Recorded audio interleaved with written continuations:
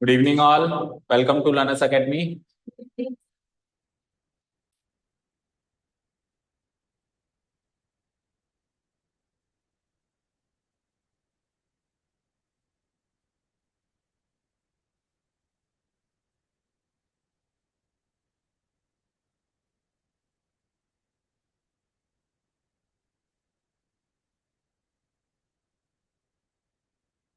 Start करें.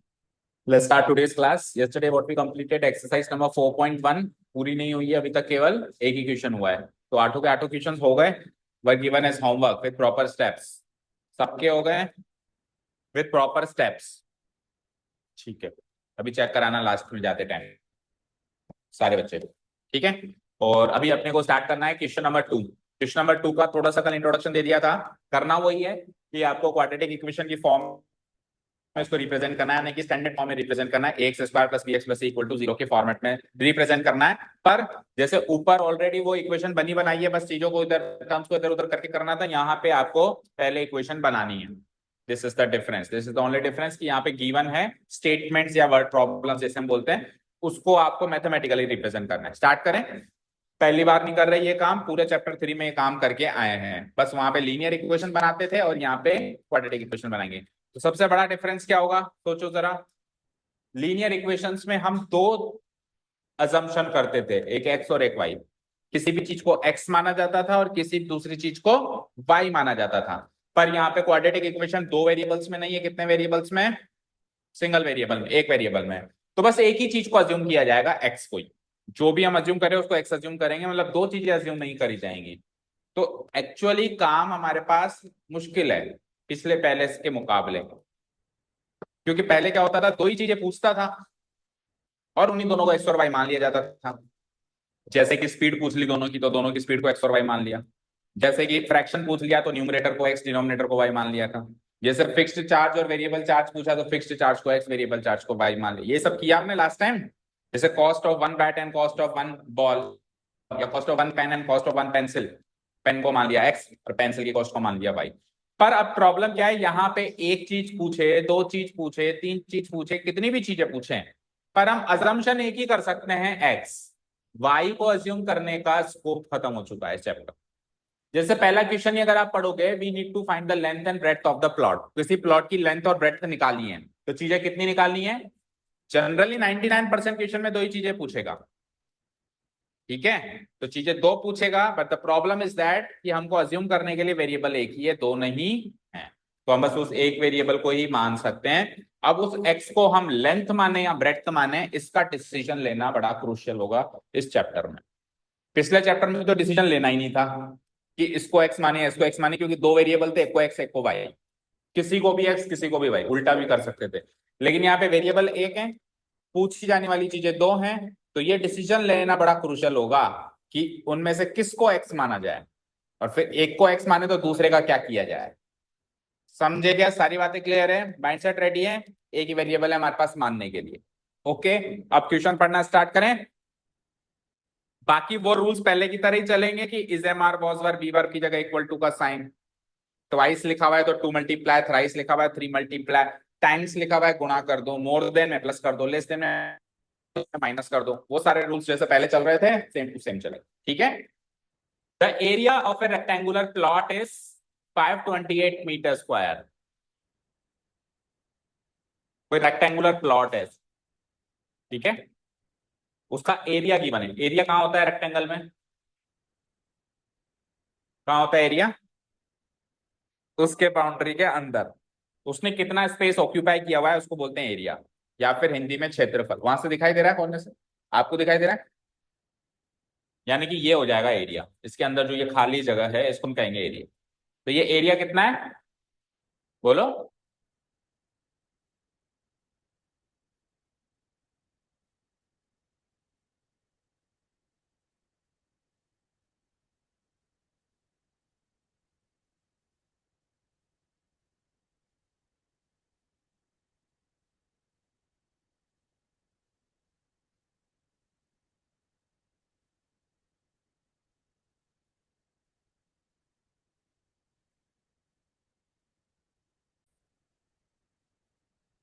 Let's continue. Now the second information is the length. Length किस में? Metre में। ऑब्वियसली मीटर में ही होगी क्योंकि एरिया किस में? मीटर स्क्वायर में। तो जो लेंथ है वो ब्रेड्थ के मुकाबले कितनी है? देखो ब्रेड्थ का पहले मैंने क्या कहा था, पीछे से आगे पढ़ो हमेशा, लास्ट से पहले की तरफ पढ़ो। तो स्टेटमेंट देखो यहां से स्टार्ट हो रहा है, यहां खत्म हो रहा है। तो अब यहां से पढ़ो उसको। ब्रेड्थ का ट्वाइस करो, दुगना कर दो, और दुगना करके उसमें मोर देन करो, यानी जोड़ो। क्या जोड़ो उसमें? 1 मीटर, 1 मीटर और जोड़ो। पहले लेंथ ब्रेड्थ का क्या करो? दुगना करो, दुगना करके उसमें 1 मीटर जोड़ो। ऐसा करने से आपको लेंथ मिलेगी। ये हो गई सेकेंड इंफॉर्मेशन, यानी लेंथ जो है ब्रेड्थ की दुगने से 1 मीटर ज्यादा है। समझ आया? ये हो गई इंफॉर्मेशन नंबर 2। अब आपको we need to find the length and breadth of the plot. तो अगर आपको प्लॉट की लेंथ और ब्रेड्थ चाहिए तो आप इससे क्वाड्रेटिक इक्वेशन कैसे बनाएंगे, क्या बनाएंगे? बस बना के छोड़ देनी है, उसको सॉल्व नहीं करना है, क्योंकि सॉल्यूशन पार्ट तो नेक्स्ट एक्सरसाइज से शुरू होगा। इस एक्सरसाइज में जस्ट क्वाड्रेटिक इक्वेशन में रिप्रेजेंट करना है। सवाल पढ़ो, रिप्रेजेंट। ओके, फिर एक बार हम सॉल्यूशन करना सीख जाएंगे अगली एक्सरसाइज में, तो हम जो इस एक्सरसाइज में बना बना के छोड़ के हैं उसको वापस आके सॉल्व कर लेंगे।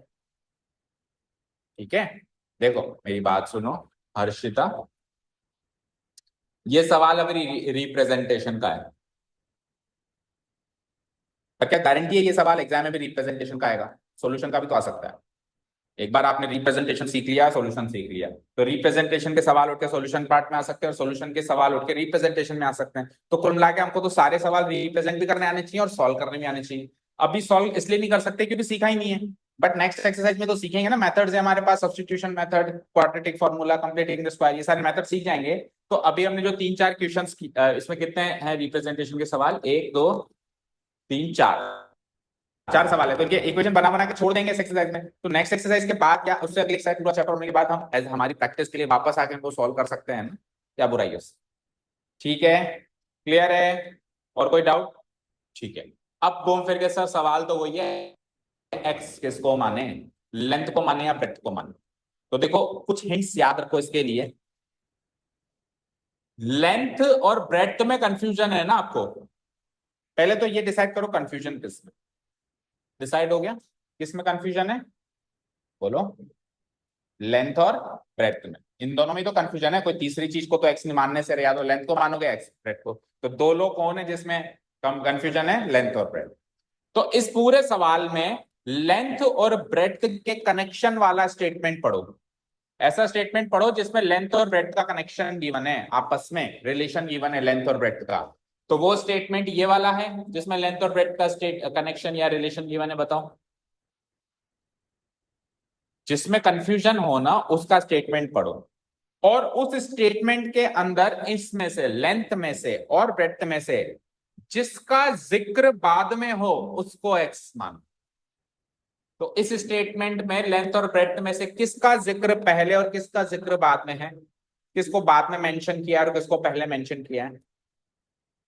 लेंथ को पहले मेंशन किया है, तो लेंथ ऐसे ऐसे ऐसे है, और ब्रेड्थ को बाद में मेंशन किया है। तो यहां से हिंट मिल गया कि ब्रेड्थ को आपको एक्स मानना है। अब ये केवल एक हिंट है, ऐसे कोई रूल्स नहीं बन गए कि ऐसा ही करते हैं। कोई इसमें लेंथ को एक्स मान के भी सवाल को सॉल्व कर सकता है, बुरा इसमें भी नहीं है, बट उसके लिए कॉम्प्लिकेशंस ज्यादा होंगी। ठीक है, स्टार्ट करें। दैट मीन्स हमको किसको एक्स मानना है? ब्रेड्थ को एक्स मान के इस सवाल को स्टार्ट कर देना है। करें। Let the breadth of the, start writing, let the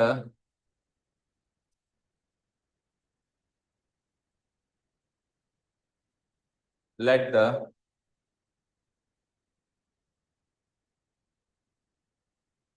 breadth of the rectangular plot, rectangular plot है ये, है ना? B, let the length of the rectangular plot be x metre. सब मीटर में चल रहा है तो लेंथ भी हम किस, अच्छा हाँ, ब्रेड्थ भी किस में मानेंगे? एक्स में मीटर में मानेंगे। ठीक है, अगर सेंटीमीटर या किलोमीटर में चलता तो उसमें मानते हैं। अब ब्रेड्थ मान लिया, ब्रेड्थ हमने मान लिया, तो लेंथ को भी कुछ ना कुछ तो मानना पड़ेगा। अब लेंथ को क्या माने, y तो मानने से रहे, तो लेंथ और ब्रेड्थ का जो कनेक्शन वाला स्टेटमेंट है वो पढ़ के लेंथ निकालेंगे x की टर्म्स में, यानी दोनों x की टर्म्स में ही चलेंगे, ब्रेड्थ भी x की टर्म्स में ही चलेगी और लेंथ भी x की टर्म्स में चलेगी, y तो का तो ऑप्शन ही नहीं है ना। तो ब्रेड्थ को तो सीधे सीधे x मान लिया गया है, अब लेंथ को उस कनेक्शन में से, उस रिलेशन में से पढ़ के निकालना है। ठीक है, तो हम उस रिलेशन को लिख लेते हैं एक बार। नाउ इट इज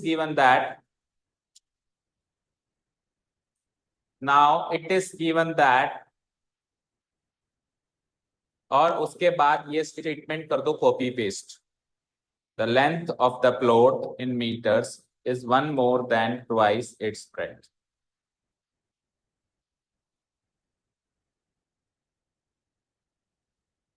दोनों x में चलेंगे लेकिन दोनों x नहीं होंगे, मतलब दोनों की वैल्यू x नहीं है, एक ही x है, एक ही आप निकालने वाले हैं। दोनों x में चलेंगे, x की टर्म्स में लिखे जाएंगे। जैसे मैंने कहा लेंथ है x, ब्रेड्थ है 2x, तो है तो दोनों अलग अलग, एक x है एक 2x है, लेकिन दोनों x की फॉर्म में है, दोनों सेम फॉर्म में चलेंगे, बट सेम होंगे ऐसा नहीं कहा। ठीक है, सेम फॉर्म में चलना और सेम होना अलग अलग बातें हैं। सेम तो नहीं है दोनों, लेकिन सेम फॉर्म में है, मतलब दोनों x की फॉर्म में। ठीक है, क्योंकि y का ऑप्शन नहीं है हमारे पास, टू वेरिएबल की इक्वेशन बना नहीं सकते। समझ आया, स्टेटमेंट लिख दिया, गिवन वाला लिख दिया। आपके स्कूल में सीनियर है आपके शौर्य दुबे, उसके कितना स्कोर हुआ है पता नहीं, शायद टॉप उसी ने किया है, 93-94% है। शौर्य आता था ना आपको, शौर्य दुबे,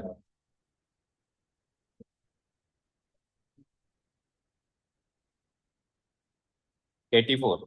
और एक सौम्या की बतानी चल रही, सौम्या,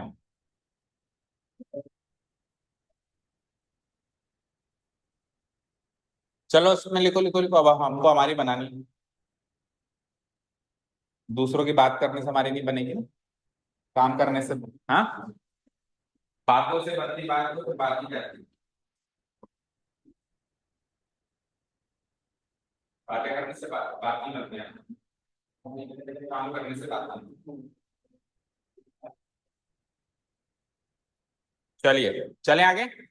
हाँ जी, दैट इज बातें नहीं, दैट इज, अब पढ़ो क्या है लेंथ, तो लेंथ को लिख दो, लेंथ लिख दिया, इधर समझो, पहले समझ लो, लेंथ ऑफ द प्लॉट।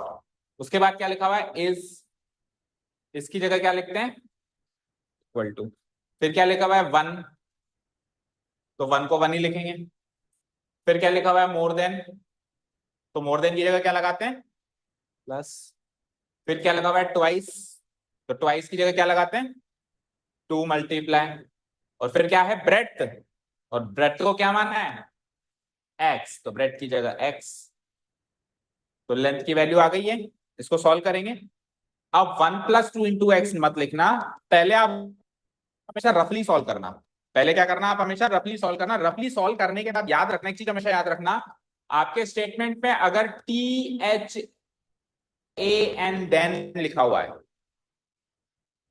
ठीक है, तो THAN देन का जो इंप्रेशन है वो यहां पे लगा है, मोर देन का। तो इसके लेफ्ट और राइट में जो भी लोग हैं वो हमेशा अपनी जगह एक्सचेंज करके लिखे जाते हैं। तो उसके लेफ्ट में कौन है 1, और इसके राइट में कौन है 2 × x, तो 2 × x को इधर लिखना है, 1 को इधर लिखना है।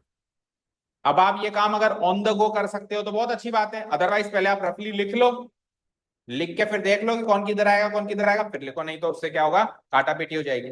तो बताओ क्या लिखना है, पहले आपको 2 × x लिखना है, फिर प्लस लगाना है, फिर 1 लगाना है। ठीक है, और दूसरा काम हम ये भी कर सकते हैं कि इधर देखो, एक बार हमने पढ़ा इसका तो हमने लगा दिया इक्वल टू, 1 का हम 1 लगा ही देंगे। हमारी नजर गई मोर देन पे, तो सर ने बताया था मोर देन के राइट वाला लेफ्ट में जाता है और लेफ्ट वाला राइट में जाता है, तो इसके लेफ्ट में जो 1 है इसको पहले मत पढ़ो, इसके राइट में जो ट्वाइस ब्रेड्थ है उसको पहले पढ़ो। तो ट्वाइस ब्रेड्थ का मतलब 2 × x, फिर मोर देन का प्लस लगेगा, और फिर जो इसके लेफ्ट में बनता है उसको राइट में लिखो। अब ये काम अगेन ऑन द गो कर सकते हो तो थोड़ी आपका टाइम बच जाएगा, अदरवाइज पहले रफली लिखो फिर उल्टा करके लिखो। ठीक है, क्लियर। अब कोई ये भी कह सकता है कि सर फर्क क्या पड़ गया, अगर 2 into x इधर लिख देते और 1 इधर लिख देते तो भी कोई फर्क नहीं था, ऊपर वाली और नीचे वाली चीज तो सेम ही है। सेम ही है ना, क्योंकि 3 में 4 जोड़ो या 4 में 3 जोड़ो एक ही बात है। बट सोचो जरा, अगर ये मोर की जगह लेस होता तो लेस देन का यहाँ पे माइनस आता, और माइनस में फर्क पड़ता कि नहीं पड़ता, था ना। 7 में से 2 घटाओ या 2 में से 7 घटाओ, दो अलग अलग आंसर्स हैं या नहीं है, है ना। तो उसमें नीचे वाला करेक्ट होता, ऊपर वाला क्या हो जाता, रॉन्ग। अब अगर आप दो अप्रोचेस लेके चलो कि मोर देन के केस में तो कुछ भी कर लो लेकिन लेस देन के केस में ये करो तो ज्यादा कंफ्यूजन क्रिएट होगा। इससे अच्छा है एक ही अप्रोच लेके चलो, ताकि मोर देन हो या लेस देन हो, देन के आगे वाला पीछे जाएगा, पीछे वाला आगे आएगा। बोलो सारी बातें क्लियर है क्या? ओके, तो अब क्या करना है, फाइनली क्या करना है बोलो, ये करना है 2 into x + 1। इसको सॉल्व करेंगे तो 2 into x क्या होता है, 2x + 1 मीटर। ये आ गई हमारी लेंथ। तो अब आप देखो ब्रेड्थ को आपने x माना था, तो उससे लेंथ क्या निकली, 2x + 1 मीटर निकली। तो दोनों x की फॉर्म में आ गए, दोनों x नहीं आए हैं पर दोनों x की फॉर्म में आए हैं। ठीक है, क्योंकि y की फॉर्म में कुछ नहीं लिख सकते हम। अब क्लियर है पूर्णिमा? देखो दोनों x की फॉर्म में, वो x है लेकिन ये x नहीं है, ये 2x + 1 है। तो दो अलग अलग वैल्यूज है, ये x अलग वैल्यू है, 2x + 1 अलग वैल्यू है, लेकिन दोनों फॉर्म में x की है। ठीक है, क्लियर है। अब यहां से सर इक्वेशन तो बनी नहीं, तो इक्वेशन बनेगी, एक इंफॉर्मेशन और भी तो है अभी। ये इंफॉर्मेशन तो ब्रेड्थ से लेंथ निकालने की थी, ब्रेड्थ को x मान के लेंथ को निकालने की थी। बट अब इंफॉर्मेशन क्या है कि एरिया गिवन है। क्या गिवन है? तो एरिया ऑफ रेक्टेंगुलर प्लॉट का फॉर्मूला लगा देंगे हम यहाँ पे। बता क्या होता है एरिया निकालने का formula? Length into breadth. Now area of the rectangular plot,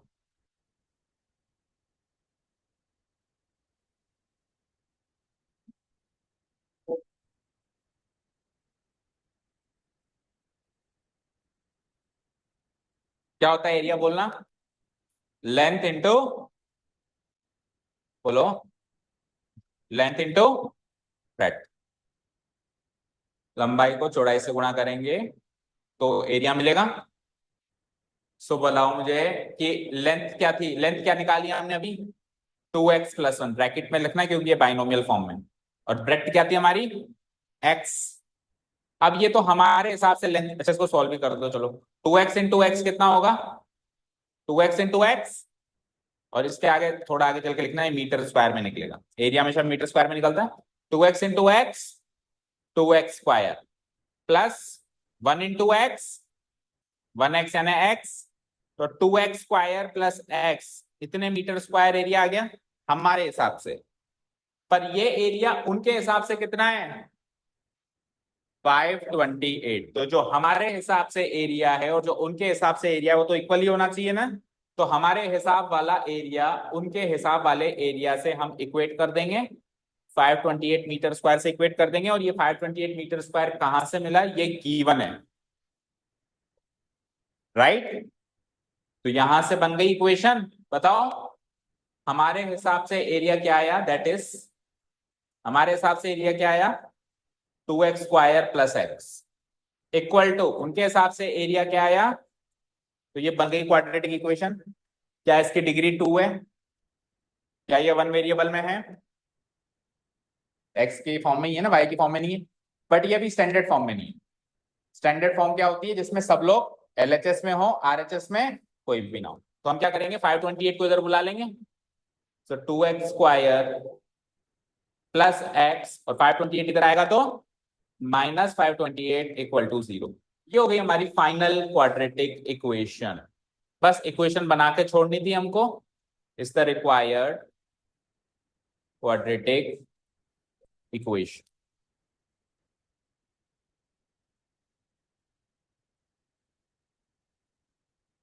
to represent the given situation. Given situation को रिप्रेजेंट करने के लिए ये फाइनली क्वाड्रेटिक इक्वेशन बन गई। हाँ, नहीं कर सकते क्योंकि इसमें क्वाड्रेटिक इक्वेशन के लिए कहा है। वो कहेगा ना क्वाड्रेटिक या लीनियर, वो कहेगा कि क्वाड्रेटिक बनानी है या लीनियर। अगर लीनियर बनानी होगी तो दो वेरिएबल में चलना है, क्योंकि हमारे कोर्स में लीनियर इक्वेशन दो वेरिएबल की है। और अगर वो कहेगा क्वाड्रेटिक बनानी है तो एक वेरिएबल की बनानी है। हाँ, वो कुछ नहीं कहता तो आपके पास फिर दोनों ऑप्शन है, दोनों सही है। अभी इसमें देखो सवाल पढ़ो, ऊपर ही ऊपर पढ़ो। Represent the following situation in the form of quadratic. ठीक है ना, बताओ कोई डाउट? तो ऊपर वो जो लंबा चौड़ा स्टेटमेंट देख रहे हो आप, कहां से लेके कहां तक, ये पूरा स्टेटमेंट देख रहे हो? इस पूरे स्टेटमेंट को हमने इस इक्वेशन में सिमटा दिया। ये पूरा स्टेटमेंट और ये एक इक्वेशन दोनों एक ही बात। ये मैथमेटिकल या अलजेब्रिक फॉर्म में है, वो स्टेटमेंट फॉर्म में या वर्ड प्रॉब्लम फॉर्म। ये काम अपने को अगले 3 क्वेश्चन में भी करना। चेक करने का सवाल ही नहीं है ना, आप मन में चेक कर लो। आप इसमें A X square plus B x plus C से कंपेयर करो। अगर सपोज करो A X square plus B x plus C equal to 0 से कंपेयर करो तो देखो ए की वैल्यू बोलो 2, बी की वैल्यू 1 और सी की वैल्यू माइनस का 528। तो ए की वैल्यू 0 नहीं आनी चाहिए, नहीं आ रही तो आप मन में चेक कर लो कि वैलिड है कि नहीं है। बाकी उसने बोला नहीं है तो हम क्यों एक्स्ट्रा क्यों करें? करना है तो कर लो, एक्स्ट्रा करने के मार्क्स कटते नहीं है बट मिलते भी नहीं है। तो अगर टाइम बचता है आप घर पे बैठ के कर सकते हो, बट एग्जाम में मैं सजेस्ट करूंगा जितना पूछे उतना ही लो, क्योंकि उसकी वजह से हमारे और क्वेश्चन छूटे, उससे क्या फायदा।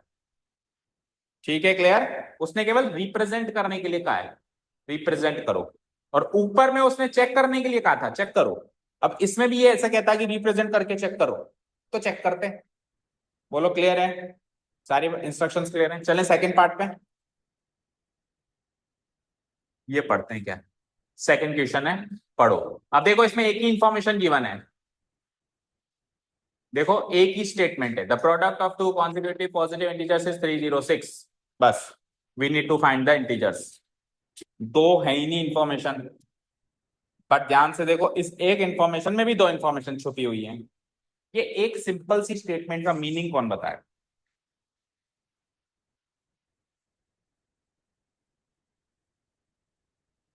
मीनिंग मतलब इसका क्या अर्थ है, क्या कहना चाह रहा है ये?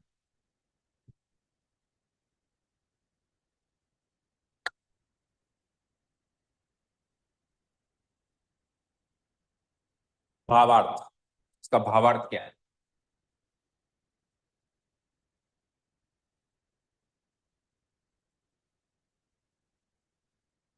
बोलो आदित्य, आया समझ में? बताओ। मैं नहीं समझता कॉन्सिक्यूटिव। लगातार ऐसे पूरा भावार्थ समझाओ, लगातार। हाँ,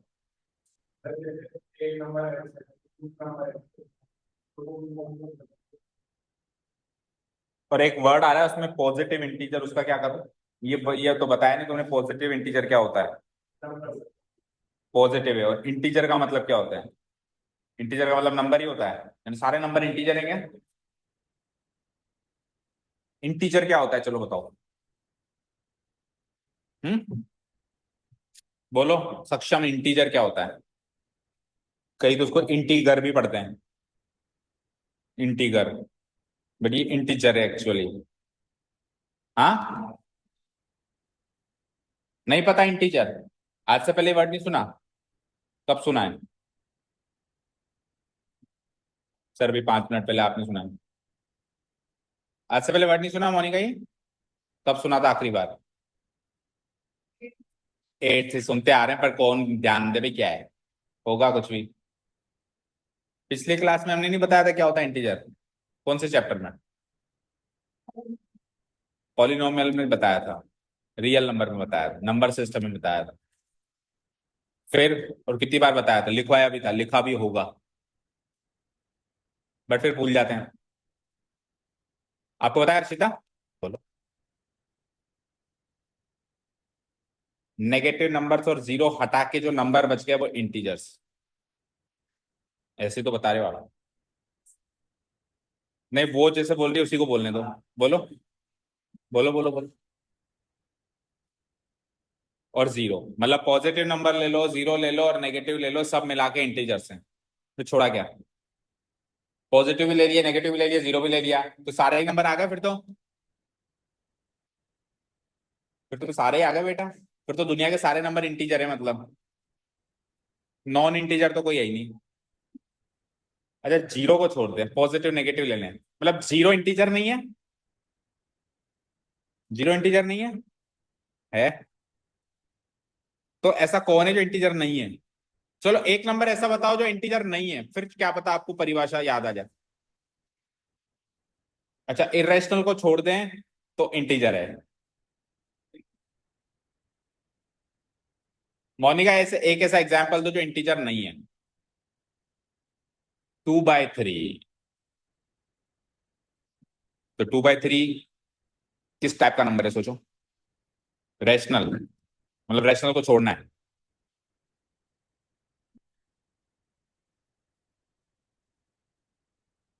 ऐसे ही बताओ जैसे बता रहे हो, और कैसे बताओ। चलो देखो, अब बता रहा हूं, पूरे साल में कोई भी भूला तो पनिशमेंट मिलेगी तगड़ी। नाइन्थ में जो हुआ सो हुआ। अब फिर से बता रहा हूं, इंटीजर को याद रखने के लिए इंटीजर का हिंदी वर्ड याद रखो। कई सारे वर्ड्स ऐसे होते हैं जो उनके हिंदी वर्ड से याद करें तो ज्यादा फायदेमंद रहते हैं, मतलब ज्यादा लंबे समय तक याद रहते हैं। उनके हिंदी वर्ड के अंदर उनका अर्थ छुपा रहता है। कई सारे वर्ड्स ऐसे होते हैं, और कई सारों के इंग्लिश वर्ड में छुपे रहते हैं। अब जैसे इसका इंग्लिश वर्ड से सोचे तो इंटीजर से तो कोई इसको समझ में नहीं आ रहा है। हाँ, नहीं समझ आ रहा है ना? तो इसका हिंदी वर्ड होता है पूर्णांक। क्या होता है? और पूर्णांक का अगर हम संधि विच्छेद करते हैं, पूर्णांक का संधि विच्छेद कर सकते हो? हिंदी पढ़ते हो ना? पूर्ण प्लस अंक। कौन कौन है जो हिंदी पढ़ता है यहाँ पे? ऑलमोस्ट सारे पढ़ते होंगे। आप नहीं पढ़ते? एग्जाम में तो आएगा ना हिंदी। तो पूर्ण प्लस अंक होगा इसका। कौन सी संधि है ये? विसर्ग संधि कौन बोला? स्वर संधि। स्वर संधि में भी 5 होती हैं शायद। अब इतनी आपको ही पढ़नी है बेटा, मुझे थोड़ा ना पढ़नी है, आपके एग्जाम में आएगी। दीर्घ संधि, अ प्लस अ इक्वल टू आ। चलो आओ अब। तो पूर्ण मतलब क्या होता है? पूर्ण, जो पूर्ण हो, कंप्लीट हो, अधूरा ना हो, पूरा हो। पूर्ण मतलब पूरा हो, यानी कंप्लीट हो। क्या हो? और अंक मतलब एनी नंबर। तो कंप्लीट नंबर होता है इंटीजर। तो सर ऐसा कौन है तो कंप्लीट नहीं है, अधूरा है? देखो, 1 कंप्लीट है, 2 कंप्लीट है, लेकिन 1 और 2 के बीच में हजारों लाखों नंबर्स हैं। 1.1, 1.23, 1.9। अभी जो आपने बोला, जैसे कि 2/3 टाइप का नंबर, जैसे 1/2/3 या फिर 5/3, इन सब की वैल्यू 1 और 2 के बीच में है, लेकिन इनमें से कोई भी कंप्लीट नहीं है, सब इनकम्प्लीट है। ठीक है? कंप्लीट कौन है? 1 कंप्लीट है, 2 कंप्लीट है। अब 2 के बाद अगला नंबर कौन सा आएगा जो कंप्लीट होगा? 3। 3 के बाद अगला 4। जैसे आपकी जो मार्कशीट बनती है वो हमेशा इंटीग्रल फॉर्म में बनती है। ठीक है? उसमें जैसे मान लो आपके 10 में से 9.5 नंबर है, तो उसको 9.5 नहीं लिखेंगे। इंटीग्रल क्या है? 9.5 से अगला इंटीजर कौन सा है? 10। तो 10 लगा देंगे। और 9.25 है तो 9.25 से पिछला इंटीजर लगा देंगे 9। ठीक है? इसीलिए उसमें ऊपर लिखा रहता है पूर्णांक। मार्कशीट में अगर आप ऊपर देखो तो लिखा रहता है पूर्णांक। नहीं लिखा रहता? कभी गौर नहीं फरमाया इन चीजों पे। मैडम, इंग्लिश मीडियम वालों को भी कईयों के लिखा रहता है, देख लेना है। देखो इधर। ठीक है? क्लियर है? तो इंटीजर मतलब, बोलो अब तो, कंप्लीट नंबर। इनकम्प्लीट नहीं होना चाहिए, पूरा होना चाहिए, राइट? ठीक है? अब हमको ऐसे दो इंटीजर्स सोचने हैं जो, पहली चीज तो पॉजिटिव हो। तो इंटीजर्स जो होते हैं वो पॉजिटिव हो तो कहां से स्टार्ट होंगे? 1 से स्टार्ट होंगे। पहला पॉजिटिव इंटीजर 1 होता है, अगला 2 होता है। ये सारे इंटीजर्स हैं और सारे के सारे पॉजिटिव। नेगेटिव इंटीजर्स कौन से होते हैं? -1, -2, -1, -2, -3 भी कंप्लीट है, ये भी इनकम्प्लीट नहीं है, पर ये नेगेटिव है। और बीचों बीच जो होता है जीरो, वो भी इंटीजर है, ऐसे मत बोलना कि जीरो इंटीजर नहीं है। पर ये ना तो पॉजिटिव है ना नेगेटिव है, इसको बोलते हैं न्यूट्रल। ये न्यूट्रल इंटीजर है। ठीक है, तो आपको पॉजिटिव इंटीजर्स लेने हैं, दैट मीन्स 1 2 3 4 ये वाले लेने हैं, जो कि क्या होते हैं बताएगा कोई? 1 2 3 4 5 6 ये नंबर्स जो पॉजिटिव इंटीजर्स होते हैं, इनका एक और नाम है नेचुरल नंबर्स या फिर काउंटिंग नंबर्स। नेचुरल नंबर्स या फिर काउंटिंग नंबर्स, तो दूसरे शब्दों में पॉजिटिव इंटीजर्स का मतलब नेचुरल नंबर्स होता है। अब अगला सवाल अगर नेचुरल नंबर का आ जाए तो समझ जाना वही पॉजिटिव इंटीजर की बात हो रही। अच्छा, नेचुरल के साथ साथ एक होल नंबर भी होता था। होल नंबर कहां से स्टार्ट होता है? तो होल नंबर, जैसे नेचुरल नंबर को हम बोल पाए पॉजिटिव इंटीजर, तो होल नंबर को क्या बोलेंगे? नहीं, ऐसे इंटीजर फॉर्म में बोलो ना, जैसे पॉजिटिव नंबर तो सारे पॉजिटिव इंटीजर हैं, नेचुरल नंबर तो सारे पॉजिटिव इंटीजर हैं, तो होल नंबर में कौन से इंटीजर्स हैं? होल मतलब सारे, नेगेटिव भी है क्या? तो फिर कौन कौन से हैं? होल नंबर कहां से स्टार्ट होते हैं? फिर 1 2 3 ऐसे चलेगा। तो इसमें देखो कौन कौन सी कैटेगरी शामिल है। एक तो न्यूट्रल इंटीजर शामिल है और एक पॉजिटिव इंटीजर शामिल है। तो शामिल क्या नहीं है? नेगेटिव इंटीजर शामिल नहीं है। तो होल नंबर को बोलते हैं नॉन नेगेटिव इंटीजर्स। ऐसे इंटीजर्स जो नेगेटिव नहीं है, नेगेटिव नहीं है दैट इज न्यूट्रल हो सकता है और पॉजिटिव हो सकता है। ये टर्मिनोलॉजी बिल्कुल पता होनी चाहिए, क्योंकि सवाल सीधा सीधा प्लेट में नहीं परोसा जाएगा, ऐसे घुमा फिरा के परोसा जाएगा। नॉन नेगेटिव इंटीजर, अब आप सोचिए क्या भयानक सा बम दे दिया इसने। ये सुनने में भी ऐसा लगता है जैसे कोई परमाणु बम हो। जापान ने रूस पे एक इंटीजर गिराया। हाँ, बट ये नंबर्स ही हैं जो हम पढ़ रहे हैं, हमको बस पता होना चाहिए, राइट? ठीक है, नॉन नेगेटिव इंटीजर्स मतलब होल नंबर, पॉजिटिव इंटीजर्स मतलब नेचुरल नंबर्स। तो यानी कि आपको नेचुरल नंबर सोचने, अब ये कॉन्जिक्यूटिव ये क्या है? ये क्या है? मतलब क्या है इसका? कॉन्जिक्यूटिव मतलब अभी बताया था ना उसने, सुनाई नहीं दिया था? लगातार। जैसे एक के बाद दो ही आना चाहिए, दो के बाद तीन ही आना चाहिए। जैसे 16 के साथ लगातार इंटीजर कौन सा होगा पॉजिटिव इंटीजर, बताओ? क्यों 15 नहीं हो सकता? 15 16 हो सकता है या 16 17 हो सकता है, लगातार चाहिए। अच्छा, कॉन्जिक्यूटिव का उल्टा क्या होता है पता है? अपोजिट। कॉन्जिक्यूटिव का अपोजिट होता है ऑल्टरनेट। क्या होता है? ऑल्टरनेट मतलब होता है एक छोड़ के एक। जैसे दो के बाद फिर तीन छोड़ दो चार, चार के बाद पांच छोड़ दो छह। तो या तो हम ऑल्टरनेट तरीके से चलते हैं या हम लगातार कॉन्जिक्यूटिव तरीके से चलते हैं, ये दोनों दो तरीके होते हैं चलने के। सारी बातें क्लियर है? अभी क्वाड्रेटिक इक्वेशन का कुछ भी बात नहीं करी हमने, केवल वर्ड्स का मतलब समझा है, क्योंकि वर्ड्स का मतलब ही नहीं समझ आएगा तो क्या खा के इक्वेशन बनाएंगे। अब स्टार्ट करें। तो दो ऐसे नंबर्स सोचने हैं जो कि पहली चीज तो इंटीजर होने चाहिए, कंप्लीट होने चाहिए, डेसिमल फॉर्म में नहीं होने चाहिए अधूरे, पॉजिटिव होने चाहिए यानी कि नेगेटिव नहीं होने चाहिए, और जीरो भी होना चाहिए, और कॉन्जिक्यूटिव भी होने चाहिए यानी कि लगातार भी होने चाहिए। तीनों क्वालिटीज होनी चाहिए, इंटीजर भी होना, पॉजिटिव भी होना, और वो भी लगातार होना। जैसे 16 सोचा तो 17, 17 सोचा तो 18, राइट? और इनका जो प्रोडक्ट बने, इनका क्या बने? प्रोडक्ट मतलब गुणा, गुणनफल, वो क्या बनना चाहिए? 306। तो ऐसे दो नंबर्स आपको सोचने हैं। तो ऐसे दो नंबर सोचने के लिए या निकालने के लिए जो आप इक्वेशन बनाएंगे वो इक्वेशन बना के बताएं। सवाल समझ आया? अब अगेन प्रॉब्लम ये है कि इंटीजर्स तो दो हैं पर वेरिएबल है कि एक्स। अगर अभी दो वेरिएबल का सवाल होता तो एक को एक्स मान लेते, एक को मचक के वाई मान लेते, बढ़िया आनंद हो जाता। X into y equal to 306 बन गई equation. But problem is that कि वाई नहीं मान सकता दूसरे को, क्योंकि एक ही वेरिएबल मान सकता, तो फिर उसको क्या मानू? क्या मानू बताओ? कुछ भी मत मानू। तो एक को तो एक्स मान लिया, दूसरे को, दोनों को एक्स नहीं मान सकते। दोनों को एक्स मानने का मतलब पता है क्या है? कि दोनों बराबर हैं, जबकि दोनों बराबर नहीं है, दोनों कॉन्जिक्यूटिव हैं। अब जो लगातार संख्याएं बराबर कैसे हो सकती हैं? एक छोटी एक बड़ी तो होगी ना। तो अगर एक को एक्स माना तो एक को क्या माना है, दूसरे को क्या मानना है, ये तो सोचना है। अच्छा मोनिका मुझे बताओ, अगर एक नंबर उसमें से 19 है तो दूसरा क्या होगा, अगला क्या होगा? 20। तो 20 का 19 से क्या रिलेशन है? मैथमेटिकल रिलेशन क्या है? 20 19 में से कैसे बन सकता है? 19 का क्या करूं कि वो 20 बन जाए? 19 का क्या करूं कि वो 20 बन जाए, +1, यानी कि जो भी नंबर आप सोच रहे हो उसका कॉन्जिक्यूटिव नंबर उसमें 1 जोड़ के मिलेगा। तो अगर आप पहला नंबर x जोड़ सोच रहे हो तो दूसरा नंबर क्या मिलेगा, उसमें 1 जोड़ के ही मिलेगा। तो बन गए ना दो नंबर, y की जरूरत पड़ी क्या, मिल गया दो नंबर्स। माइनस भी कर सकते हो, एक को x और एक को x-1 भी मान सकते हो, दोनों ऑप्शन है आपके पास, ये पिछला भी तो मान सकते हैं। ठीक है, क्लियर है, चलो जी, तो सारी बातें समझ गए। तो अब अज्यूम करते हैं हम दो नंबर्स हैं, तो पहले को x मान लेते हैं और दूसरे का क्या मान लेंगे, अगला, यानी कि x+1। Let the first positive integer be x।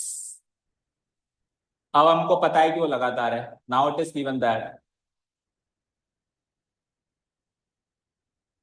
Given that the two positive integers, the two, इधर ध्यान दो पूर्णिमा, the two positive integers are consecutive। ये बहुत इंपॉर्टेंट यहाँ पे हिंट है कि वो कॉन्जिक्यूटिव है। अगर ये कॉन्जिक्यूटिव वर्ड यहां से हटा दूं ना तो दूसरा निकाल ही नहीं सकते, क्या सोचोगे आप, दूसरा तो फिर कुछ भी हो सकता है। अच्छा, ये कॉन्जिक्यूटिव ना होकर ऑल्टरनेट होता, जो मैंने दूसरा तरीका बताया,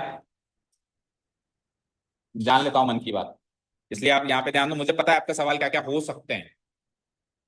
ठीक है, हाँ, तो कॉन्जिक्यूटिव ना हो के अगर वो ऑल्टरनेट हो, तो कॉन्जिक्यूटिव के केस में तो एक को x मानते दूसरा x+1 हो गया। ऑल्टरनेट के केस में अगर एक को x मानेंगे तो दूसरा क्या बनेगा, x+2। जैसे आपने दो लिया तो दो के बाद अगला चार, दो का गैप बना ना, चार के बाद छह, दो का गैप बना, तो लगातार में एक का गैप बनेगा, ऑल्टरनेट में दो दो का गैप बनेगा।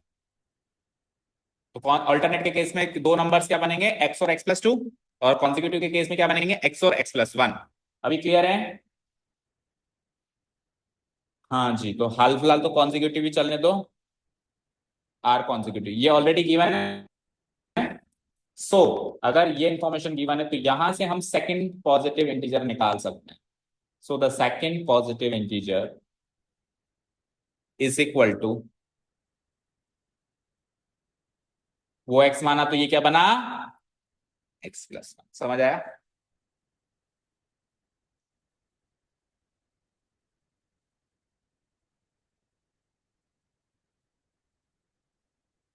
तो जैसे पिछले सवाल में ब्रेड्थ को x मान के लेंथ को x की फॉर्म में निकाला, उसी तरह इस सवाल में पहले इंटीजर को x मान के दूसरे इंटीजर को x+1 यानी x की फॉर्म में निकाला। यही काम सारे सवालों में करना है, किसी एक चीज को सिंपल x माना है और दूसरी चीज को उसके रिलेशन से x की दूसरी फॉर्म, x का फॉर्म का दूसरा कोई वैल्यू अज्यूम, मतलब निकाल के देना है आपको।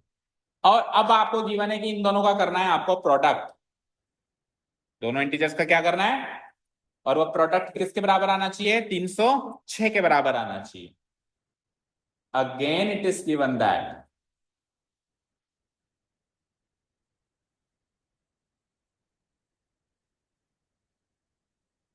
क्या गिवन है अपने को, द प्रोडक्ट ऑफ,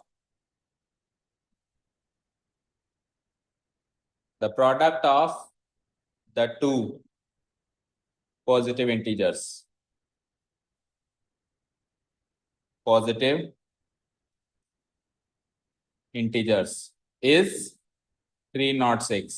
ये गिवन है, दैट इज, अब दोनों का कर दूं मैं प्रोडक्ट, तो पहला इंटीजर क्या है, x, और दूसरा इंटीजर क्या है, और इसका इन दोनों का क्या करना है, ऐसे, और इसकी जगह क्या लगाएंगे, और आगे क्या है, बन गई इक्वेशन। बस ये स्टैंडर्ड फॉर्म में नहीं है तो स्टैंडर्ड फॉर्म तक ले जाओ उसको, x x² x×1 x, और नेक्स्ट स्टेप में हम क्या कर देंगे, 306 को भी इधर बुला लेंगे, इक्वेशन हो जाती है x² + x - 306 = 0।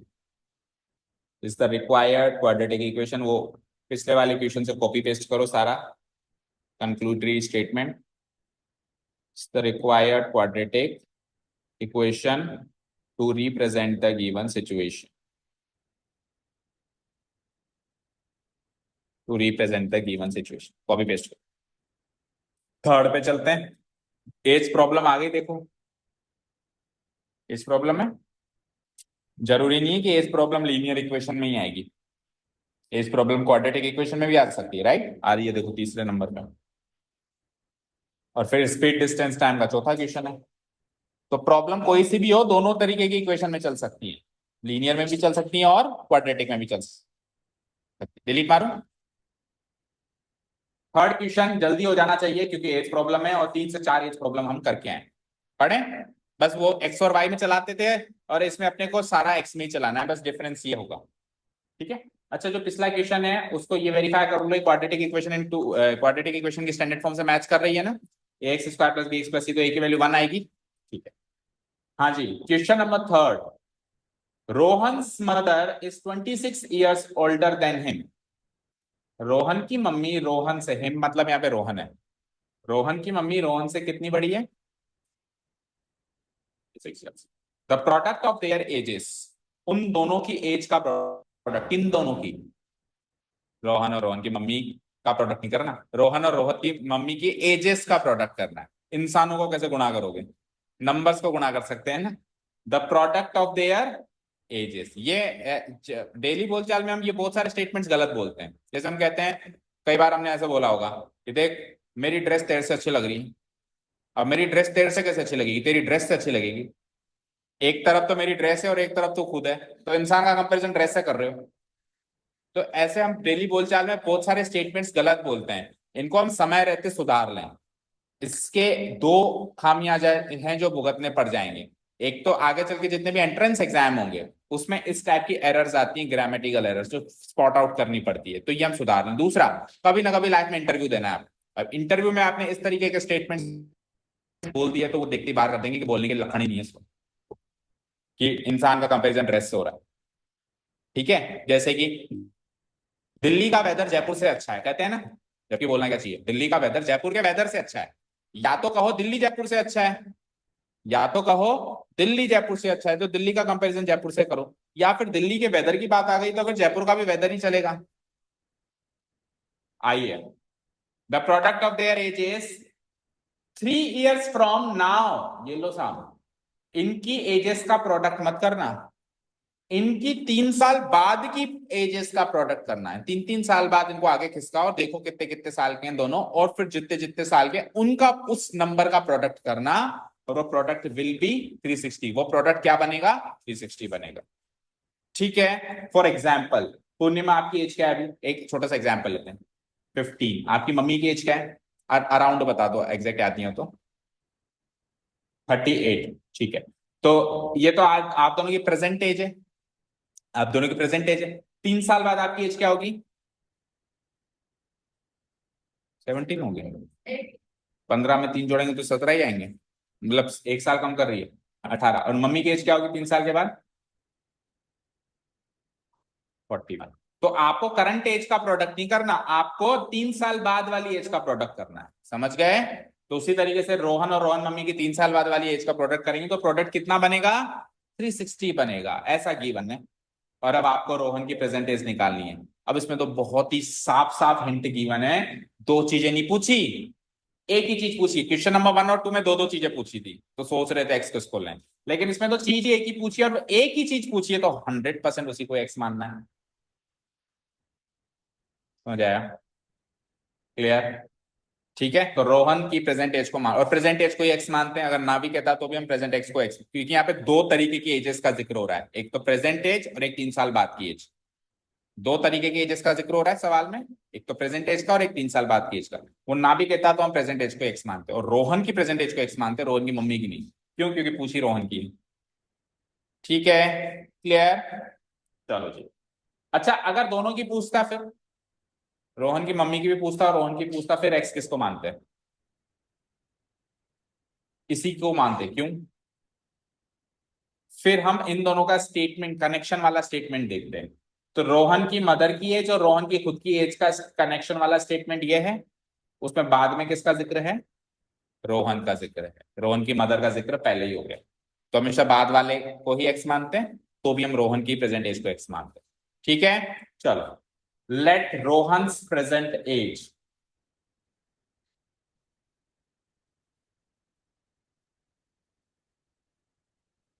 स्कूल की छुट्टियां लग गई होंगी आपकी अब।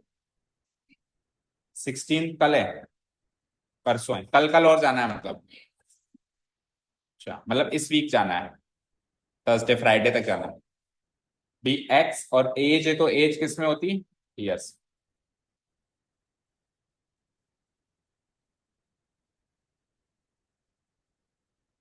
मैं ग्रुप में एक वो एज का एक वीडियो डाला था, देखा था आपने? आज ही डाला है शायद। आपकी प्रेजेंट एज निकालने की ट्रिक देखना। Let Rohan's present age be x years. हो गया। अब रोहन की मदर की प्रेजेंट एज निकालें। और रोहन की मदर जो है रोहन से 26 साल बड़ी है, तो रोहन की मदर की प्रेजेंट एज कितनी होगी? x+26। भाई x अगर रोहन की एज है 26 साल, बड़ी है मम्मी, तो 26 साल बढ़ा देंगे इसमें, तो इसकी एज में। ठीक है। Now it is given that, ये स्टेटमेंट लिखो। Now it is given that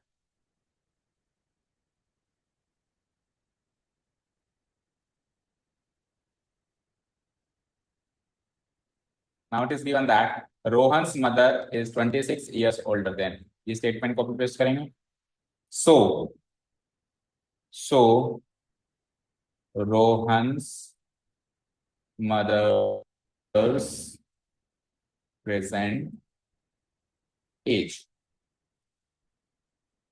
बन जाएगी, अगर उसकी एज एक्स मानिए तो उसकी मदर की प्रेजेंट एज बन जाएगी x+26 ईयर्स। यहां तो कोई डाउट?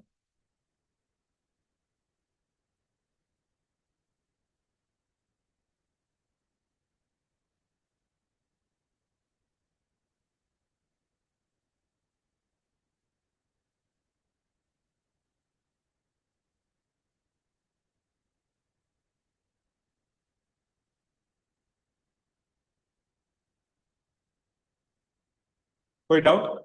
अब इनकी प्रेजेंट एज तो मिल गई, बट इनकी प्रेजेंट एज का कुछ नहीं करना। इनके 3 साल बाद की एज का करना है, जो भी करना है। तो इनकी प्रेजेंट एज से, इन दोनों की प्रेजेंट एज से इन दोनों की 3 साल बाद की एज निकालेंगे, जैसे अभी पूर्णिमा और पूर्णिमा की मम्मी की 3 साल बाद की एज निकाली। कैसे निकाली? 3 3 साल जोड़ के। तो इसमें भी 3 साल जोड़ के इसकी 3 साल बाद की एज निकालेंगे, और इसमें भी 3 साल जोड़ के इसकी मम्मी की 3 साल बाद की एज निकालेंगे, और फिर उनका प्रोडक्ट करेंगे, और वो प्रोडक्ट गिवन है। समझ आया? Now Rohan's age 3 years later. Rohan की एज क्या होगी 3 साल बाद? तो रोहन की प्रेजेंट एज क्या है? एक्स। तो 3 साल बाद 3 साल जुड़ जाएगी, x+3 इयर्स हो जाएगी। And Rohan's mother's age 3 years later. Rohan's mother's age 3 years later, ये क्या होगी? ये उसकी मदर की एज में 3 साल जोड़ो, तो x+26 में हम +3 करेंगे, राइट? तो 26 में 3 जोड़ दो, कांस्टेंट कांस्टेंट से जुड़ जाएगा ना, तो क्या बनेगा? x+29 years. अब दोनों की 3 3 साल बाद की एज है हमारे हाथ में, है ना? इन दोनों का करना है आपको प्रोडक्ट, और वो प्रोडक्ट हमको ऑलरेडी गिवन है, उसके इक्वेट कर देना है। ठीक है। Again it is given that again it is given that the product of their ages, the product of their ages 3 years from now is कितना गिवन है प्रोडक्ट? 360, राइट? यहां से बना दे इक्वेशन, दैट इज, पहले तो रोहन की ले लो 3 साल बाद की एज। क्या है रोहन की एज 3 साल बाद? x+3। फिर रोहन की मम्मी की 3 साल बाद की एज क्या है? x+29, और कर दो इनका क्या? प्रोडक्ट। इसकी जगह लगा दो इक्वल टू, और प्रोडक्ट क्या आ रहा है? 360। इक्वेशन कंप्लीट है, इसको सॉल्व करके सिंप्लीफाई करके स्टैंडर्ड फॉर्म में ले जाओ बस। तो x into x, x square x into 29, 29x, 3 into x 3x, और 3 इंटू 29 87। 29 की तो टेबल ही नहीं आती सर। आती है किसी को? X square 29x plus 3x। देखो 29 की टेबल मुझे भी नहीं आती, बट स्मार्ट कैलकुलेशन कैसे करते हैं, जैसे 29 थ्री जा करना है तो 29 किसके करीब है? 30 के। 30 के ही करीब है ना। तो अगर ये 29 ना होता 30 होता तो 33 जा 90 कितनी जल्दी कर लेता मैं। पर ये 29 है सर, तो एक कम है। तो एक कम कितनी बार है? 3 बार। तो टोटल 3 कम हो गया, तो 90 में से 3 87। तो ये स्मार्ट कैलकुलेशन हम माइंड में कर सकते हैं, इवन इफ हमको टेबल याद नहीं है तो भी हम वो काम कर सकते हैं, किसी को पता भी नहीं चलेगा कि हमको टेबल याद नहीं थी। हमने तो 29 टू 387 लिखा, सामने वाले पे क्या इंप्रेशन आया, यार 29 की टेबल भी याद है इसको। ठीक है, और अभी मैं आपको नहीं बताता तो आपको भी ये लगता है कि शायद मुझे याद थी, बट मुझे याद नहीं थी। इस तरीके से हम हमारी कमियां छुपा सकते हैं स्मार्ट वर्क करके। ठीक है, x square 29 plus 3 32x plus 87, और 360 इधर आके माइनस 360 बना, is equal to 0। The final equation बनती है एक्स स्क्वायर प्लस 32x। 87 में से 360 घटाओ क्विकली, माइनस का आएगा, छोटे में से बड़ा घटा रहे हैं तो करो माइनस, कितना आया?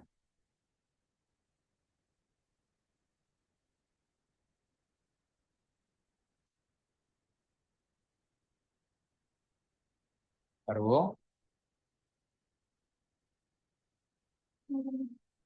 माइनस का 17, 273। पक्का? सबका यही आ रहा है, equal to 0। Is the required quadratic equation of to represent the given situation. अच्छा, इन सबके आंसर्स भी आपके आंसर की में, अभी तक जितने भी तीनों क्वेश्चन किए सबके आंसर्स हैं हमारे आंसर की में, तो आप चेक करके क्रॉस वेरीफाई कर सकते हो कि करेक्ट है कि नहीं है। Is the required quadratic equation to represent the given situation, लिख दिया? कर दूं डिलीट?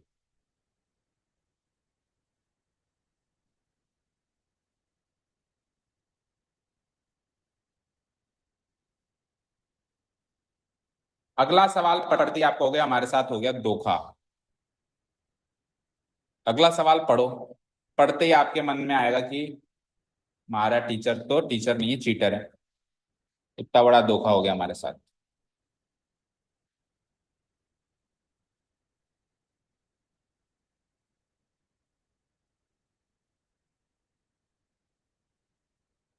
पढ़ लिया अगला सवाल?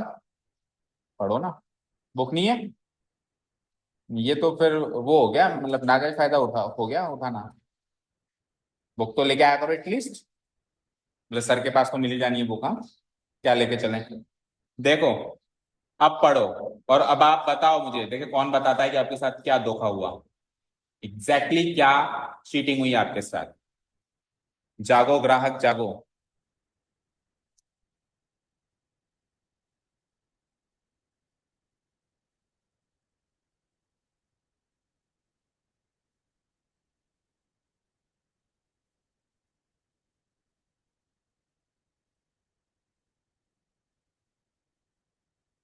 नहीं पकड़ा है? पकड़ में आ गया? पूर्णिमा पकड़ में आ गया क्या चीटिंग हुई? तो आपके साथ क्या गलत हुआ वो पकड़ में ही नहीं आ रहा अभी तक, तो उसको सही कैसे करोगे? बोलो अर्षिता। नहीं पकड़ा है इधर से? ये सवाल जाना पहचाना नहीं लग रहा आपको?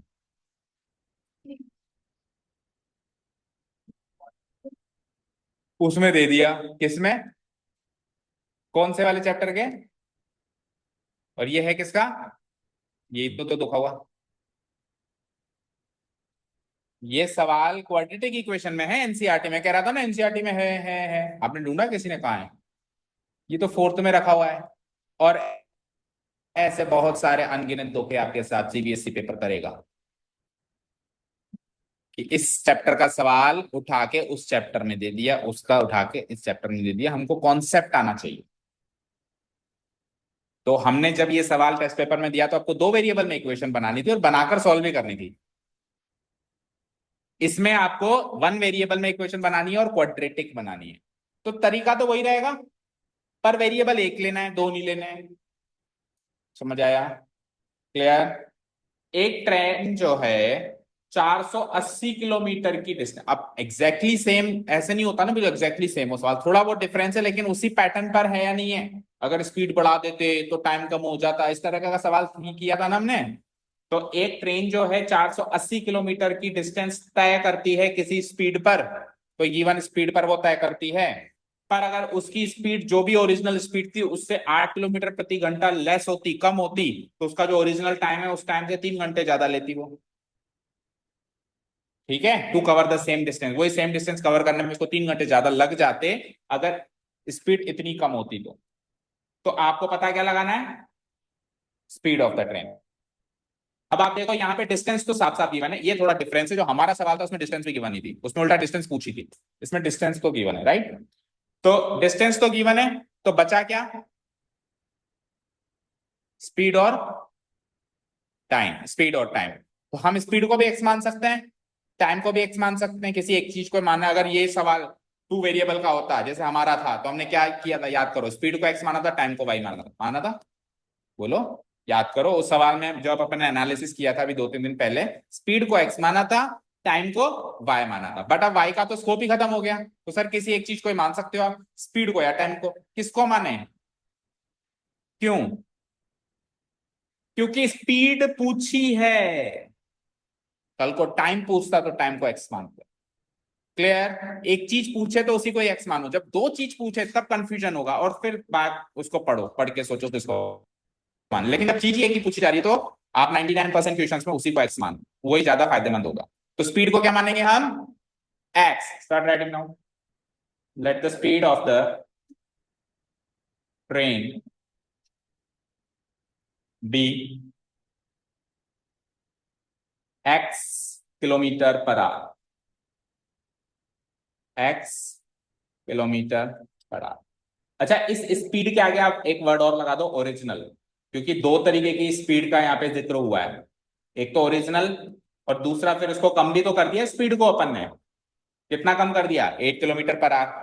तो दो तरीके की स्पीड है, तो हमने एक्स किसको माना है? ओरिजिनल स्पीड को एक्स माना है, जिसमें हमने कोई कमती वैसी नहीं करी। ओके, जैसे पिछले सवाल में हमने प्रेजेंट एज को एक्स माना था, बाद वाले एज को एक्स नहीं माना था, तो इसमें भी हम ओरिजिनल स्पीड को एक्स मानेंगे, राइट? अच्छा, स्पीड तो गिवन है, और डिस्टेंस नहीं, स्पीड तो हमने मान ली, डिस्टेंस ऑलरेडी गिवन है, जो गिवन है वो लिखो। And distance to be travelled, distance travelled ये ऑलरेडी गिवन है। कितना गिवन है? कितना गिवन है? 480 किलोमीटर्स, और ये गिवन है तो उसके सामने लिखो दिस इज गिवन। या तो इस तरीके से प्रेजेंट कर सकते हैं कि it is given that distance equal to this, otherwise सामने गिवन डाल के भी रिप्रेजेंट कर सकते हैं।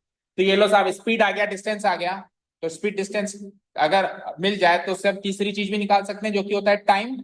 तो स्पीड डिस्टेंस के फॉर्मूला से टाइम निकाल लेते हैं, हम निकाल लें। सो अच्छा, ये जो टाइम निकलेगा ये ओरिजिनल टाइम होगा, क्योंकि आप ओरिजिनल स्पीड ले रहे हो। ठीक है, so the original time. Monika क्या हुआ, बार बार पीछे मुड़ के देख रहे हो? पीछे कोई है क्या? तो अंधेरा नहीं, और अभी बहुत उजाला है। ठीक है, पीछे मुड़ के देखोगे तो जिंदगी में अंधेरा छा जाएगा। आगे देखना है हमेशा, पीछे नहीं देखना है ना। So the original time taken equal to distance divided by speed.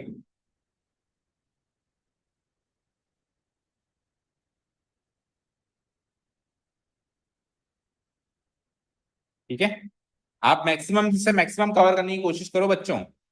इसके दो कारण है, एक तो वैसे भी आपको फायदा है, आप ज्यादा से ज्यादा चीज कवर करोगे छुट्टियों में, तो मैक्सिमम कोर्स कवर करो।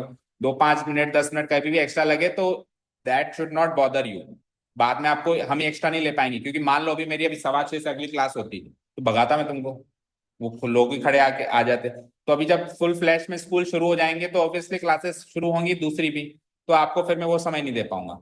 तो अभी अगर 10-5 मिनट एक्स्ट्रा है तो आप उसको अपॉर्चुनिटी मानो कि ठीक है ये ट्यूशन भी कर लेते हैं, ज्यादा मैक्सिमम कोर्स होगा हमारा ही होगा। और एक और चीज बताऊं, ये बैच कभी भी शट ऑफ भी हो सकता है क्योंकि बच्चे नहीं है। अभी हम 1 महीने का एस्टिमेट निकालेंगे, कैलकुलेशन करेंगे कि फायदा हुआ कि नुकसान हुआ, बिजली का बिल कितना है, ये कितना हुआ, वो कितना हुआ। पता चले जेब से ही नुकसान हो रहा है तो इसको शट ऑफ भी कर सकते हैं फीस रिफंड करके। तो आपका टारगेट ये होना चाहिए कि अगर बैच शट ऑफ की स्थिति होती है तो उससे पहले मैक्सिमम कवर कर लें। तो आप कभी भी ये तो सोचो ही मत कि सर आप छोड़ दो। आपका अप्रोच हमेशा ये होनी चाहिए सर और पढ़ा दो। वो मैं आप पे क्यों दूंगा, वो काम आपका नहीं है। बच्चे तो अपने आप ही आने चाहिए देखो, अगर बच्चों को आना है तो। और अगर आप ला सकते हो तो ले आना। मतलब हार्ड एंड फास्ट नहीं है। अगर रेकमेंडेशन है, जैसे बच्चे रेकमेंड एक दूसरे को रेकमेंड करते हैं ना, तो पूछता है, तो इस तरीके से रेकमेंडेशन से कोई आना चाहे तो कोई प्रॉब्लम नहीं है। बट ऐसे नहीं कि घर घर जाके और वोट मांगने जाते हैं, वैसे वो काम हमको नहीं करना, ना हमने कभी किया ना हम कभी करेंगे। Distance, so what is the distance? 480। And what is the speed? X. और ये टाइम है, तो टाइम किस में आता है? आवर्स में आता है। ये ओरिजिनल टाइम हो गया, राइट।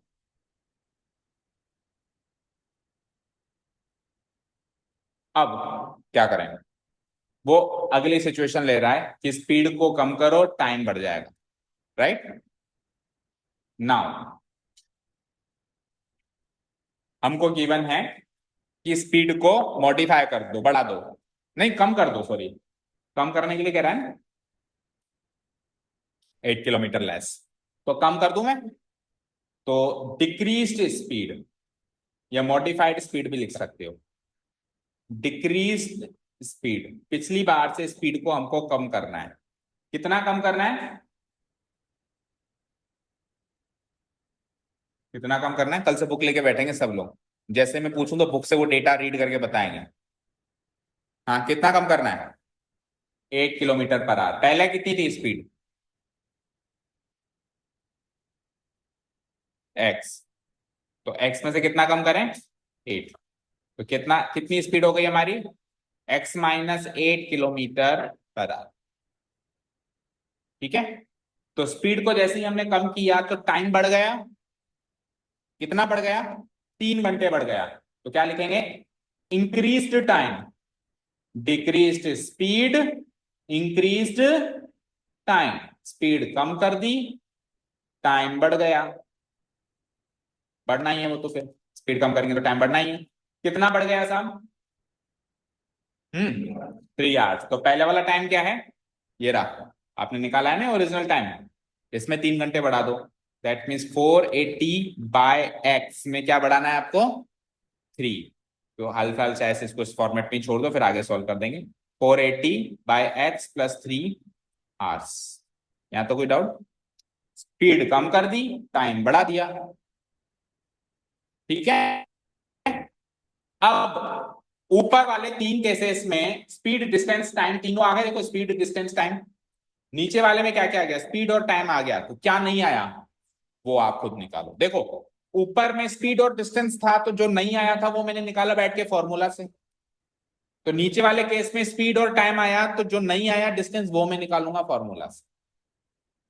यानी ऊपर वाले केस में भी एक बार फॉर्मूला लगेगा स्पीड डिस्टेंस टाइम का, नीचे वाले केस में भी एक बार फॉर्मूला लगेगा स्पीड डिस्टेंस टाइम का। बट कैसे लगेगा? समझ गए ना?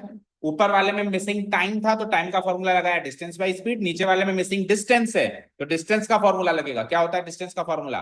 Speed into time. समझ आया? ठीक है। तो नीचे वाले केस में आ जाओ और लिखते हैं हम, and distance to be travelled. Distance to be travelled.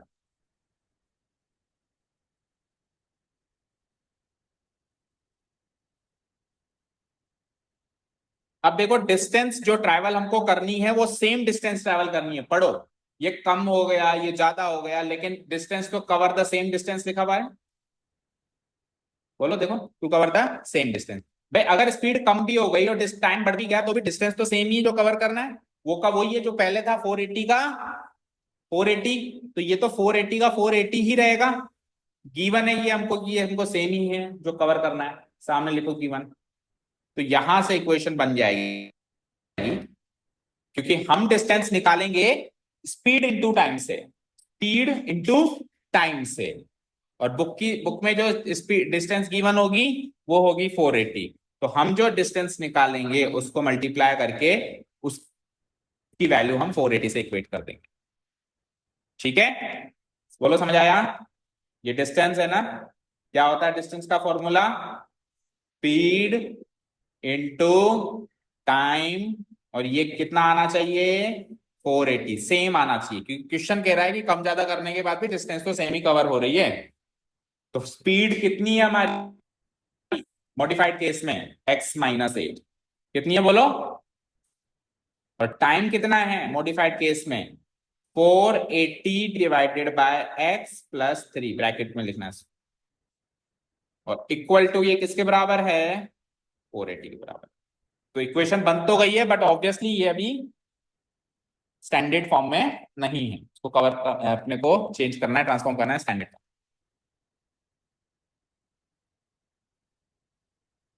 करें इसके आगे का काम।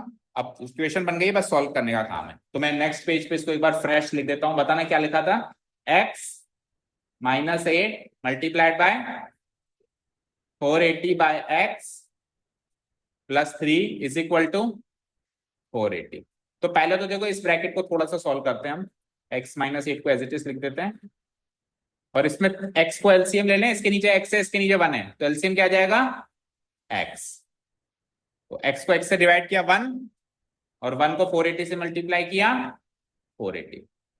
फिर x को 1 से डिवाइड किया x, और x को 3 से मल्टीप्लाई किया 3x इक्वल टू 480। कोई डाउट नहीं? नेक्स्ट स्टेप में हम क्या करेंगे? देखो ये से कट सकता है क्या? x-8 से x तो कट नहीं सकता, x से x कटता, या फिर x-8 से x-8 कटता। तो जब कोई कट नहीं पाता है तो हम अंदर से अंदर मल्टीप्लाई करते हैं न्यूमरेटर से न्यूमरेटर को। तो यानी कि हमको जो इसका न्यूमरेटर है x-8, उसको इसके न्यूमरेटर यानी कि 480 प्लस 3x से मल्टीप्लाई करना है, और इस पूरे का डिनोमिनेटर क्या बन जाएगा? x। अच्छा, ये x उधर चला जाएगा, इधर डिवाइड हो रहा है तो उधर जाके क्या हो जाएगा? मल्टीप्लाई। तो इसी स्टेप में आप इस x को उधर मल्टीप्लाई करा दो, तो 480 से ये x मल्टीप्लाई हो जाएगा। अब आप इधर कराओ 1 to 1 मल्टीप्लाई, x इंटू 480 करो पहले, x into 480 480x, then x into 3x 3x square, -8 into 480 करो, -8 इंटू 480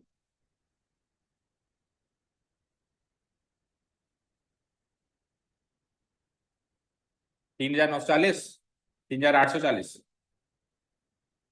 हाँ 3840 माइनस का आएगा लेकिन 3840, और लास्ट क्या बचा? -8 इंटू 3x, वो क्या बनेगा? -24x, और आरएचएस में क्या है? 480 इंटू एक्स बोले तो 480x। ठीक है, नेक्स्ट स्टेप में क्या करेंगे बताओ? सबसे पहले तो क्वाड्रेटिक टर्म लिखो, क्या है? 3x square. फिर लीनियर टर्म कौन कौन सी है यहाँ पे? एक तो है 480x, एक है -24x, और उधर भी तो है 480x, उधर भी तो 480x है, तो ये 480x भी तो इधर आएगा, ये 480x इधर आएगा, तो -480x हो जाएगा। तो क्यों ना 480x -480x को वैसे ही काट दें, और एज इट इज ये बच जाएगा 20 माइनस का 24x। देखो ऐसे करो इसको, इधर वाला 480x को लिखो पहले यहां,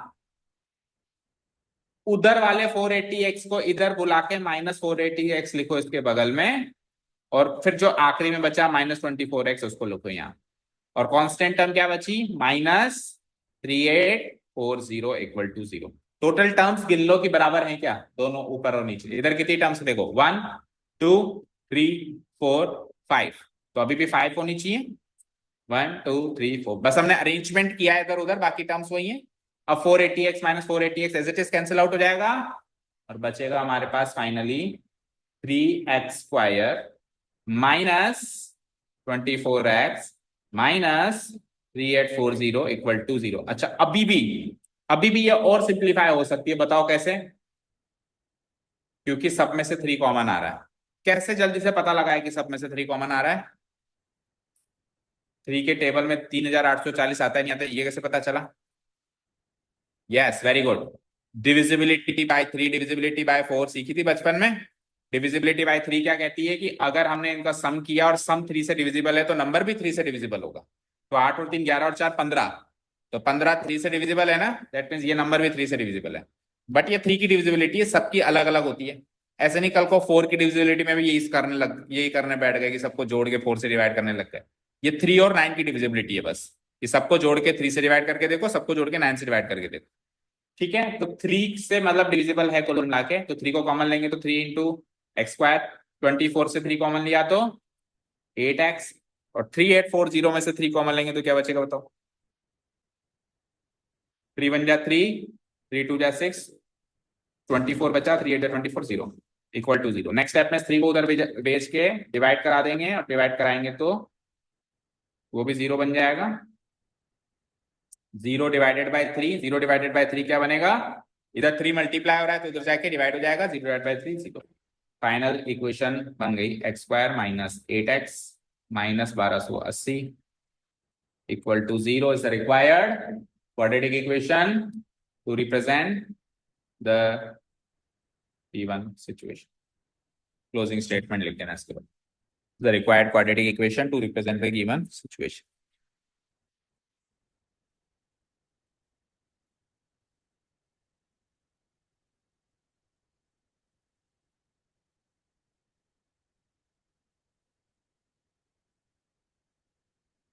देख लिया?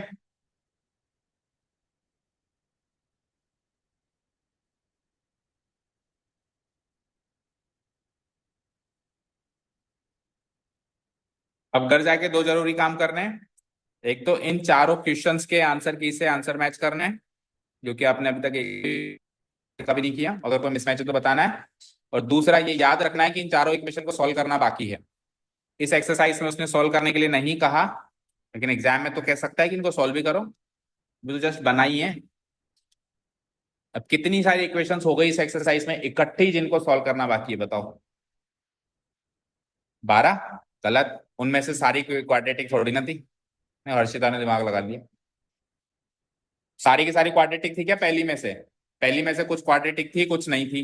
तो जो क्वाड्रेटिक थी उन्हीं को सॉल्व करोगे ना, क्यूबिक थोड़ा ना हमारे कोर्स में सॉल्व करना।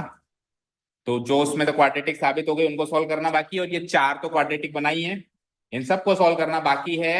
ये इसको पेंडेंसी मान के याद रखना, जब हम मेथड सीख जाएंगे, कल से मेथड से स्टार्ट कर रहे हैं, फैक्टराइजेशन एंड क्वाड्रेटिक फॉर्मूला। एक तो कट गया कंप्लीटिंग द स्क्वायर वाला, तो ये 2 मेथड सीखेंगे, सीख जाएंगे ना पूरा अच्छे से हो जाएंगे। पहले ऑब्वियसली उन एक्सरसाइज को करेंगे हम, सेकंड एंड थर्ड एक्सरसाइज को अच्छे से करेंगे पूरा पक्के से, हो जाएगी ना, उसके बाद आएंगे कि अब तू बता तेरे को क्या चाहिए, है ना। इसको अभी पेंडिंग छोड़ेंगे, ठीक है? चलो जी, भागो। Thank you so much for listening to us, have a nice day, keep learning, and solution part है कल से स्टार्ट करेंगे। हाँ